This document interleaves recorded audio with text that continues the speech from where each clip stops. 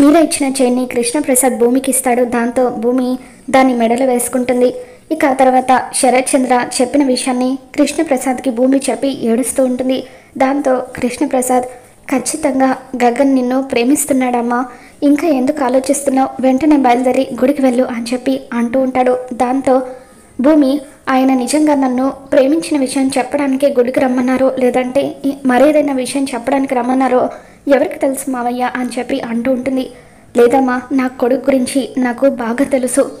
వాడు నీ కోసం అర్ధరాత్రి పూట గోడ దూకి మరి ఈ ఇంటికి వచ్చాడంటే ఖచ్చితంగా వాడు నిన్ను ప్రేమిస్తున్నాడు. నేను చెప్తున్నాను కదా, వెంటనే ఇంకేం ఆలోచించకుండా గుడికి వెళ్ళు, వాడు నీ కోసం గుడిలో ఎదురు చూస్తూ ఉండుంటాడు అని చెప్పి కృష్ణప్రసాద్ అంటూ ఉంటాడు. ఇక దాంతో భూమి ఆనందంతో అలాగే మామయ్య వెళ్ళొస్తాను అని చెప్పి అలా గగన్ కోసం గుడికి వస్తూ ఉంటుంది.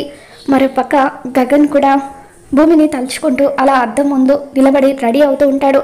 అలా పర్ఫ్యూమ్ కొట్టుకుంటూ తల తువ్వుకుంటూ ఇక గగన్ ఎంతో ఆనందంగా రెడీ అయ్యి కిందికి వస్తాడు. కిందికి వచ్చిన తర్వాత భూమితో తన ప్రేమ విషయం ఎలాగైనా చెప్పాలని, సక్సెస్ అవ్వాలని కోరుకుంటూ దేవుడికి దండం పెట్టుకుంటూ ఉంటాడు.